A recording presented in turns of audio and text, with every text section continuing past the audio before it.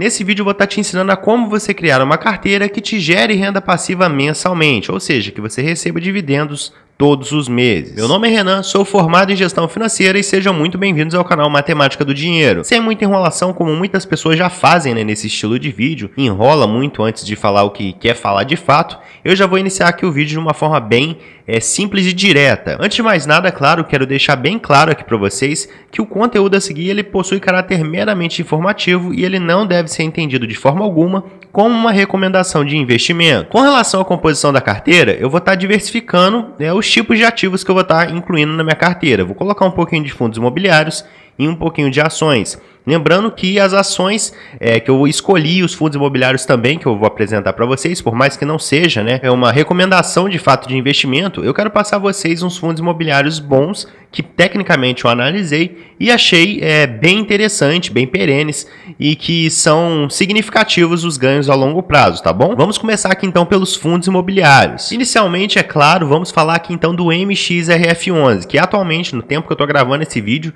claro, eu vou falar aqui para vocês que quando eu tá editando o vídeo até eu postar, pode ter uma variação de centavos então do MXRF11 e consecutivamente também dos outros ativos que eu vou estar apresentando para vocês, mas é claro, a regra que eu tô explicando aqui, ele vai servir para ambos. No momento que eu tô gravando, o MXRF11 tá com uma cotação de R$ 10,63, entregando dividend yield de 12,42% dentro dos últimos 12 meses, o que significa que se você tivesse uma única cota a partir de janeiro, no caso da database lá que você vai comprar, você teria recebido até o final de dezembro R$ 1,32 por cota. Importante ressaltar também que por mais que muitas pessoas estejam falando do MXRF11, que está caindo de preço, eu vou vender, ele teve uma desvalorização, é muito importante que a gente analise tudo, tá galera? Teve uma desvalorização de 0,19%, no caso, nesse mês, porém uma incrível valorização de 9,70% dentro dos últimos 12 meses. Investimentos devem ser entendidos a longo prazo, não vai querer se afobar, vender fundo imobiliário ou então comprar uma coisa que não vai te gerar retorno a longo prazo, tá bom? O objetivo desse vídeo apenas, no caso, é que eu sei que muitas pessoas que começam a investir querem ver os seus primeiros rendimentos ou dividendos diretamente na sua carteira. Então essa é a importância então da carteira que você receba, no caso dividendos e rendimentos mensais, para você estar analisando ali, vendo o dinheirinho caindo na sua conta e te motivando cada vez mais a estar investindo tanto em fundos imobiliários como ações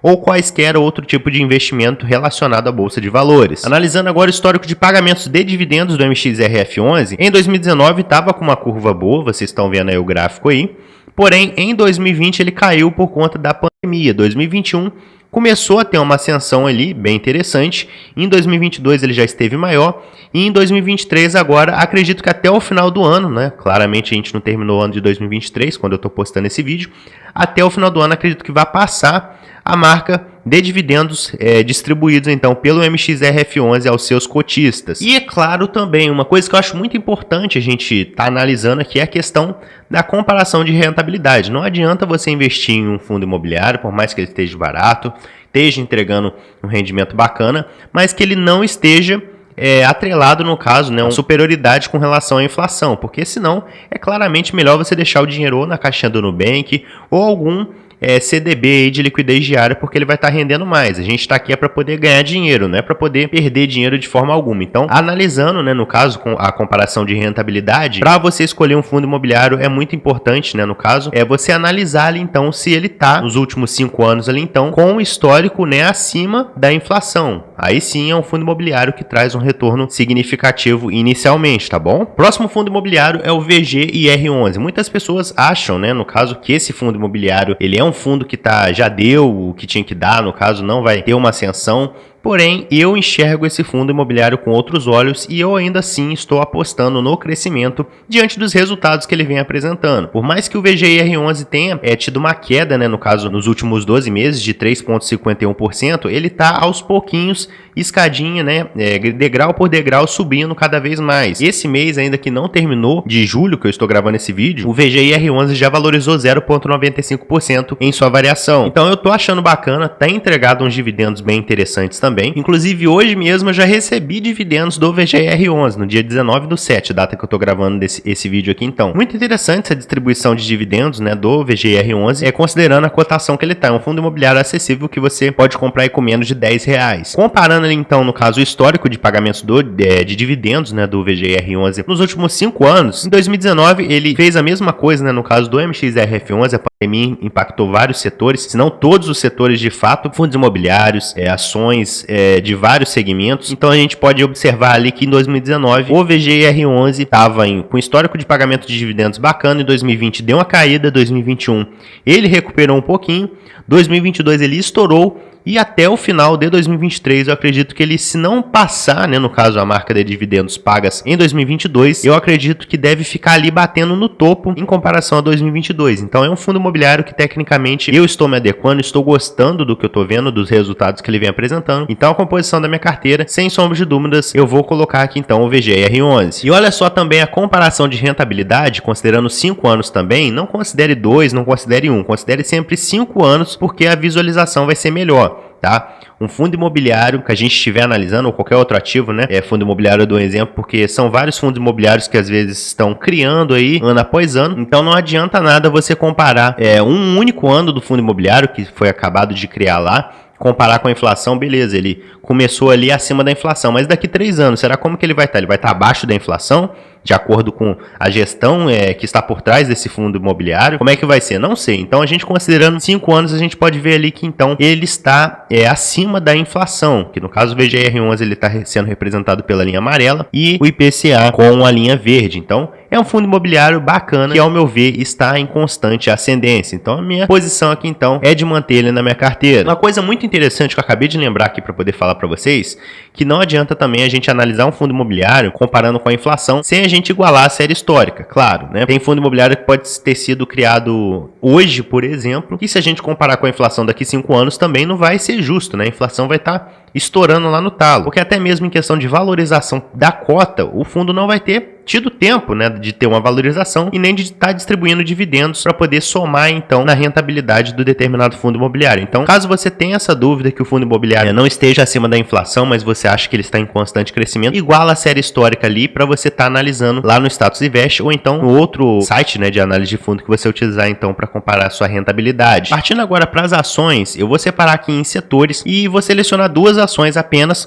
somente para vocês entenderem a lógica do que eu estou apresentando aqui para vocês, tá bom? Começando com o setor bancário. Obviamente, o Banco do Brasil, cara. O Banco do Brasil tem distribuído rendimentos, além de ser uma empresa super perene, tem valorizado bastante os seus cotistas. Então, o histórico de dividendos dele tá bem bacana. Atualmente, o valor da cota, né, do BBAS3 está em 47,76, o que é um valor abaixo do que realmente vale, porque o PVP logo está em 0,84, o que significa que está sendo vendido mais barato do que ele realmente vale. Então, 47,76 está um valor barato. O Banco do Brasil tem entregado um dividend yield bem interessante de incríveis 9,43% nos últimos 12 meses, né? Quem teve uma cota apenas do Banco do Brasil, BBAS3, teria recebido ao longo de um ano R$ 4,50. Então, é uma marca boa. Se você tivesse mais de uma cota, você seria ainda mais sortudo. E em questão de valorização, olha só que bacana, galera. Nesse mês, muitas pessoas já estão pulando fora do Banco do Brasil, falam, nossa, tá caindo, eu tô perdendo dinheiro. Você só vai perder dinheiro se você vender a sua ação, meu querido. Você não vai perder dinheiro. A empresa está com a valorização de 51,19% nos últimos 12 meses. Isso é um fator muito positivo. Agora, nesse mês que a empresa desvalorizou 5,22%, as pessoas já estão pulando fora. Vamos olhar as ações, qualquer tipo de investimento a longo prazo. Você vê que em 12 meses ele aumentou a metade do preço que ele realmente tinha há 12 meses atrás. Então, não é uma recomendação de investimento, mas preste bastante atenção no que você vai fazer, nas suas atitudes perante seus tipos de investimento, tá bom? Observe cada detalhe para você não fazer nenhuma besteira e depois comprar ação cara e, enfim, não vale a pena. Você vai queimar dinheiro se você vender Banco do Brasil agora, minha opinião. Além do PVP estar bacana, o patrimônio líquido está em 4,26%, o dividend yield eu já falei, em 9,43%, e o KGR está com 24,79%. O KGR está muito bacana. E o mapa de dividendos, uma coisa muito interessante, Banco do Brasil paga dividendos com mais frequência em comparação a outras redes bancárias. Obviamente ficando atrás do Bradesco. Bradesco, mas se a gente for comparar valores, né, e não somente a frequência de pagamento de dividendos, o Bradesco paga mensalmente, mas o Banco do Brasil ele tá pagando aqui, ó, em março, em maio, em junho, agosto, setembro, novembro e dezembro, e valores mais expressivos, né, em comparação a outras ações que pagam mês a mês, tá bom? Então observe isso daí, porque esse histórico aqui, né, esse mapa aqui de pagamento de dividendos tá bem bacana. Aconselho você fazer isso também com a ação que você estiver escolhendo aí, então, para tá fazendo a composição da sua carteira. Então vale mais, sem sombra de dúvidas, a qualidade do que a quantidade. Pense bastante nisso. Partindo agora para o setor elétrico, eu, sem sombra de dúvidas, vou escolher aqui a Taesa. Código TAI11, né? A cotação atualmente, no momento que eu estou gravando esse vídeo, está em R$ 36,16, o que é um valor expressivamente até um pouquinho alto, quase batendo 2 ali, né? No caso, no indicador preço sobre valor patrimonial, entregando um dividend yield de 10,88, né? No caso, se você tinha uma ação da Taesa, então a partir de janeiro do ano passado até dezembro, você teria recebido por ação R$ 3,94. Então, é uma marca boa. Quanto mais ação, mais dividendo consecutivamente você recebe. E a Taesa teve uma valorização de 1,01% considerando os 12 meses passados. Caiu agora 3,60%, porém a gente deve analisar a longo prazo, diante dos resultados que a empresa vem apresentando, tá bom? Não analisa somente o preço da ação, se está caindo, se está subindo uma cota, não. Analisa todo o ideal da empresa, todas aquelas composições de relatórios e itens que ela vem apresentando ao longo do tempo. Tem um patrimônio líquido de 8,26, entregando, conforme eu disse, 10,88% de dividend yield e um KGR bem bacana de 18,45%. Analisando o mapa de pagamento de dividendo, é uma empresa que vem pagando dividendos bem interessantes em comparação a outras empresas também do setor de energia elétrica. Se a gente for analisar com mais frequência, a Taesa paga em maio, costuma pagar também em agosto, novembro e dezembro, que são marcas boas, são uma distribuição bem interessante, né? Em um ano, distribui então 4 vezes, 5 vezes até, em alguns casos ali. Isso é um fator bem bacana. Indo agora para o setor de saneamento, vou selecionar aqui então a Copasa. Inicialmente eu comprei algumas ações da Sanepar, tenho ações da Sanepar até hoje, porém eu estou pensando em passar parte delas já para a Copasa, porque os resultados que a Copasa vem apresentando são um pouco mais interessantes com relação à Sanepar nos últimos 12 meses e até mesmo histórico de pagamento de dividendos. O valor da cota, né, da Copasa, né, CSMG3, está atualmente em R$ 20,06, teve uma queda de 1,38%, vem entregando dividend yield de 7,42%, né, considerando os últimos 12 meses, o que significa que se você tivesse uma cota ao longo de um ano você teria ganhado R$ 1,48. É uma marca boa. E a empresa valorizou, além, né, no caso dos dividendos distribuídos, ela valorizou 88,71%. Isso é uma valorização expressiva, uma valorização boa. E aconteceu a mesma coisa em comparação ao Banco do Brasil. Nesse mês atual, ela caiu 4,20%. Muitas pessoas estão pulando fora da Copasa e se encaixando aí, né, como por exemplo, não vou mencionar nomes, né, até mesmo porque cada um escolhe a empresa que achar melhor aí, se adequa melhor às suas ideologias. Porém, cara, tem empresas que estão com a valorização de 1% no mês atual, que eu estou gravando em julho, e as pessoas estão ali, opa, é a empresa que está valorizando. Nos últimos 12 meses, nem 10% direito a empresa valorizou, tá deixando Copasa para poder estar investindo em umas outras determinadas empresas, né? 88,71% de valorização e apenas 4,20% de desvalorização nesse mês atual. Vamos enxergar novamente a longo prazo, tá bom? Se começar a cair frequentemente, aí a gente começa a analisar outros indicadores, até mesmo não sair, né? Não pular fora de cara, analisa outros indicadores, compara os indicadores com relação às ações de outra empresa, pois só assim você vai saber qual de fato está valendo mais a pena. O preço sobre valor patrimonial está em 1,02, está um pouquinho caro, porém, considerando, né, o KGR, o lucro dos 5 anos, está em 12,58%, que é um fator que supre, né,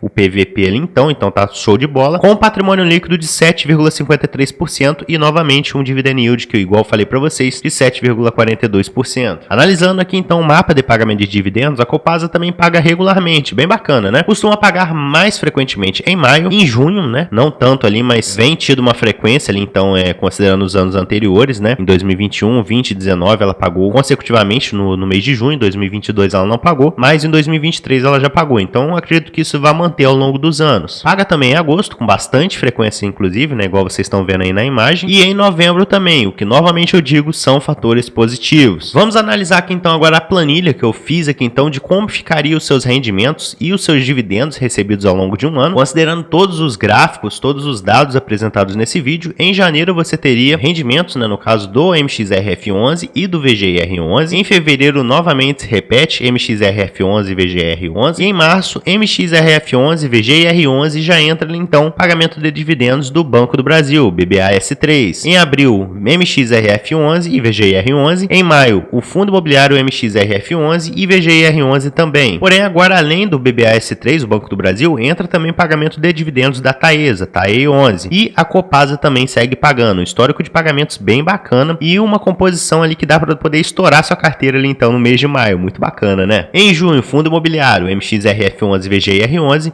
juntamente também com o Banco do Brasil pagando dividendos, né? Não somente os rendimentos dos fundos imobiliários, mas também o Banco do Brasil pagando dividendos, seguido aí também da Copasa. Em julho, apenas os rendimentos do MXRF11 e do VGR11. Em agosto, né? MXRF11, VGR11, Banco do Brasil, Taesa e novamente a Copasa. Em setembro, já entra novamente também os fundos imobiliários, né? Fundos imobiliários pagam mensalmente, então todos os meses eles vão ter ali então um rendimento. MXRF11 e VGR11, juntamente novamente com BBAS3, Banco do Brasil, pagando ali então dividendos para os seus acionistas.